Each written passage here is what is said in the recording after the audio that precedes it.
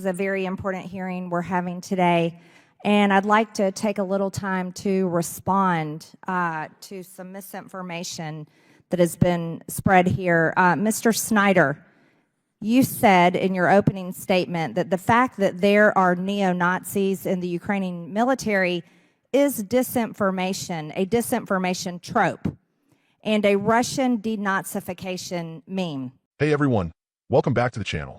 If you believe in democracy, truth, and calling out hypocrisy, you're in the right place. Today, we have a wild one. Marjorie Greene. Yes, the same congresswoman who cozies up to conspiracy theories and white nationalist events, tried to grill a top historian about Ukraine in Congress. Spoiler alert, it did not go well for her. She tried to shut down the truth, and instead, she exposed her own ignorance and, worse, pushed Russian propaganda right from a congressional hearing. Let's get into it. Mr. Chairman, I'd like to submit for the record this 2021 Time magazine article titled "How a White Supremacist Militia Uses Facebook to Radicalize and Train New Members" about the Ukrainian neo-Nazi Azov Battalion. Without objections ordered. Thank you. Time also put together a piece only 3 years ago, and it's quite an extensive video that gives full information about the Nazis in Ukraine and their recruitment efforts that go all around the world. It's amazing to me that just in a few years' time, it's now considered misinformation to talk about the Nazis in Ukraine. I'd like to quote the article. It says that Ali Sufan, a security consultant and former FBI agent who has studied Azov Nazis, estimates that more than 17,000 foreign fighters have come to Ukraine over the past 6 years from 50 countries. According to Christopher Wray, the FBI director, he said that Azov has been recruiting and radicalizing and training American citizens for years. He also finished saying in his testimony to the U.S. Senate that American white supremacists are actually traveling overseas to train. This is an extremely concerning situation. I don't think anyone in the United States government, Americans, do not support actual Nazis or white supremacists. I know I certainly do not. And I can't understand why in just a short amount of time, this information that our own American media frequently talked about is no longer talked about. I'd like to point out also, here's an NBC article stating that Ukraine's Nazi problem is real. Mr. Snyder, do you see this headline? This is NBC News. They say that Ukraine's Nazi problem is real, even if Putin's denazification claim is not. So even our own American media, unless you consider NBC or Time magazine misinformation spreaders or disinformation media outlets, this is contrary to what you testified. And there's frequent pictures all over. Anybody can find them of Nazis. Here they are. This looks like something you'd see out of Hitler's Germany from Ukraine. And this is something that's extremely important to talk about. According to the Council of Europe, however, Ukraine is ranked well in the top half of countries in terms of how corrupt they are. In the last 5 years, Ukraine is ranked close to the countries like Gambia, Iran, Myanmar, and Sierra Leone in corruption. That's not very free and democratic company to keep. Ukraine has canceled their elections, arrested members of the press, not allowed different types of religion unless it goes along with the Ukrainian government. And right now, the biggest push in Washington, D.C. is to fund the Ukraine war with another $60 billion. And while we're talking about the CCP, I think it's extremely important to point out that our own wide open border is the most dangerous threat to our national security. According to CBP data, there have been 24,296 Chinese nationals enter the United States at the southern border just this year in 2024. I want you to know that's up 7,000% since Biden took office in 2021, when only 342 Chinese nationals crossed our border. When we're talking about national security and talking about threats through the United States, Congress needs to remember that our open border is the greatest threat to the American people who, by the way, Monday was tax day. April 15th, when struggling Americans pulled together to pay their taxes or filed for extensions or paid money that they just didn't have and desperately are hoping for a tax return. The United States federal government is doing everything they can here in Congress, persuading members of Congress with every lobbyist from foreign countries and groups, trying to tell us to send $100 billion overseas, and we're doing nothing for our border. So when you want to talk about misinformation, Mr. Snyder, you might actually look a little closer to American media if you don't like what they're saying. Thank you, Mr. Chairman. I yield back. Mr. Chairman, does he have the opportunity to respond to the gentlelady? Sure. No. I didn't ask him a question, No, her Mr. time's Raskin. expired. You asked multiple questions. I did not ask him a question. You certainly did. You said, did you see this? Time has expired. Gentlelady's time's expired.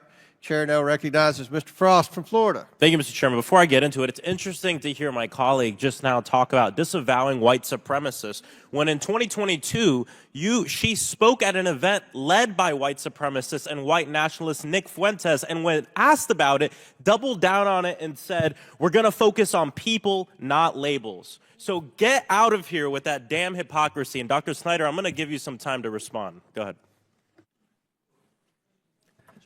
First of all, I'd like to thank the representative from Georgia by making clear with her comments and with her person that any discussion of political warfare has to include Russia, Ukraine, and America.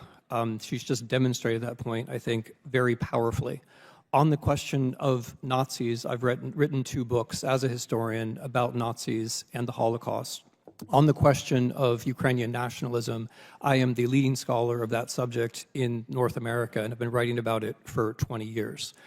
If the chamber is interested in the degree of far-right participation in Ukrainian politics, you can be assured that no far-right party has ever crossed 3% in a Ukrainian election. So of course there are bad people in every country, but by any comparative standard is a very small phenomenon. In Russia, on the other hand, the army includes openly Nazi formations, such as Rushich. The government itself is fascist in character, and it is carrying out a war which includes deportation of children by the tens of thousands, the open intention of destroying a state, as well as mass torture. So if we're looking for fascism, and if there is anyone who is sincerely concerned about halting fascism or racism, you would wish to halt Russia. Thank you so much, Dr. Snyder. And, this hearing was put together to talk about political warfare, and it's strange because a lot of my Republican colleagues seem to be pointing a lot of fingers, but not at Vladimir Putin and not holding him accountable. I mean, even top-ranking Republicans are having enough of it.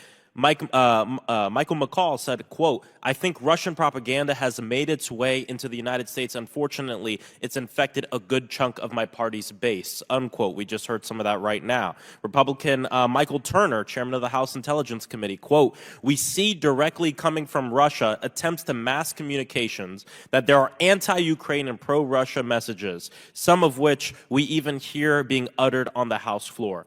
Dr. Snyder, can you just, talk really quickly about some of the main narratives Russia uses when engaging in political warfare?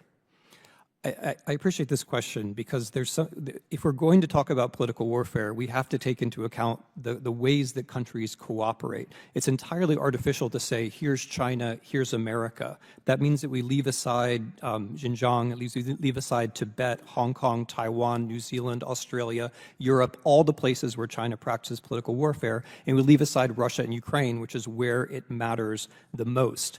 Political warfare is only political warfare if it passes through us. That is the intention. We've just seen an example of it passing through a person. It's only political warfare if it passes through us.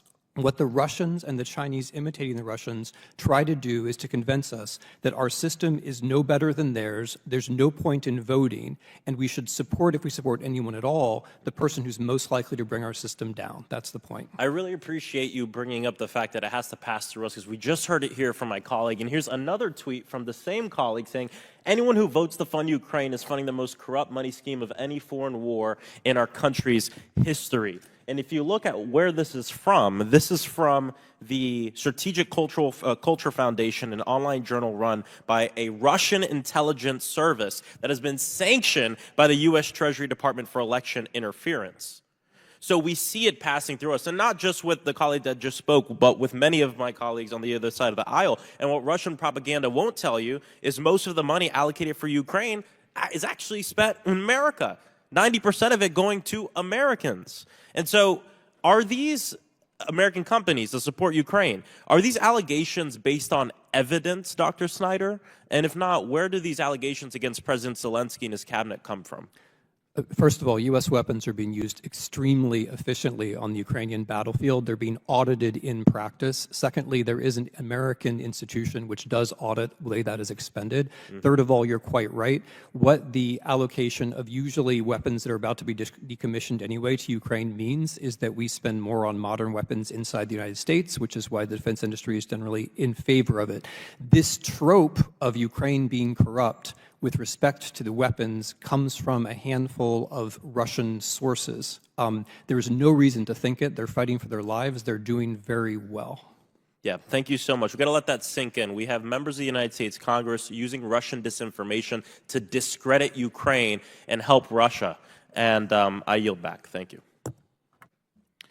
Gentleman yields back his time. Thank you very much. Now we'll yield myself 5 minutes. Mr. Chairman, before you do, can I just have one unanimous consent request?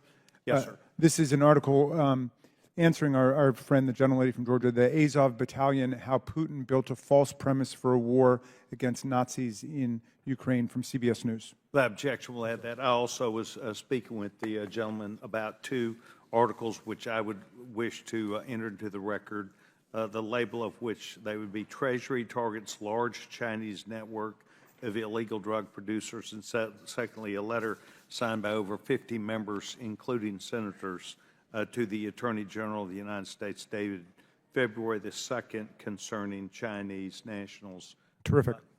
Owning property here as it relates to growing marijuana. Without objection, those both will be entered into the record. Thank you to the panel that is here. Each of you have added content today that I consider very valuable and necessary for us to hear. I would like to, if I could. Marjorie Taylor Greene is reading from articles from 2019 and 2021 about Nazi elements in Ukraine, as if it proves Ukraine today is some neo-Nazi paradise. Y'all, no one serious denies that Ukraine, like every country, has extremist elements. But pretending a few extremist groups define an entire country that's fighting for survival against a fascist invader, that's Russian disinformation 101. Now, wait a minute. How do we go from talking about Ukraine to Biden to the southern border to Chinese immigrants? Y'all, this is classic distraction politics. When you can't defend your point, just yell about something else that gets your base riled up. This isn't leadership. It's chaos. It's fear-mongering. And it's dangerous. Yes, Congressman Frost. Call her out. Marjorie Taylor Greene is standing there pretending she's against white supremacy. Meanwhile, she spoke at a white nationalist conference hosted by Nick Fuentes just 2 years ago. And when asked about it back then, she defended it, saying we're going to focus on people, not labels. Give me a break. You don't get to dance with racists one day and act shocked about Nazis the next. Now this was masterful. Dr. Snyder, one of the top historians in the world on Nazism in Ukraine, calmly and absolutely dismantles Greene's propaganda. He points out the truth. In Ukraine, far-right parties don't even crack 3% of the vote. In Russia, actual Nazi units fight with the Russian army, openly. Russia is forcibly deporting Ukrainian children, torturing civilians, and trying to erase an entire nation. If you claim to care about stopping fascism, you would be fighting Putin, not defending him. And this is the heart of it. Political warfare isn't just foreign actors trying to mess with us. It's when Americans themselves become the megaphone for disinformation. Marjorie Taylor Greene, whether out of ignorance or malice, just amplified Russian narratives inside the United States Congress. Our enemies don't have to work very hard if people like her do the job for them. Now about the money. Greene and her friends love screaming about sending money to Ukraine like it's just being lit on fire. Here's the truth asterisk. 90% of that funding stays in America. It goes to American defense manufacturers, American workers, American jobs. We're sending old equipment to Ukraine and building newer, better tech here at home. It's a win-win. We help defend democracy and strengthen our own economy. Look, I'm a patriot. Real patriotism means standing with our allies, defending democracy, and calling out hypocrisy when we see it, even when it's uncomfortable. Marjorie Taylor Greene isn't America first. She's pushing a Russian-first, authoritarian sympathizing narrative that weakens our country from within. And frankly, the American people, especially the hardworking taxpayers she claims to defend, deserve so much better. We see through the lies. We stand with Ukraine, and we stand against the traitorous spread of disinformation in our government. Thanks for sticking with me through that mess. If you're fired up too, smash that like button, subscribe, and leave a comment below. Let's keep fighting for the truth and for a democracy worth believing in. Catch you next time.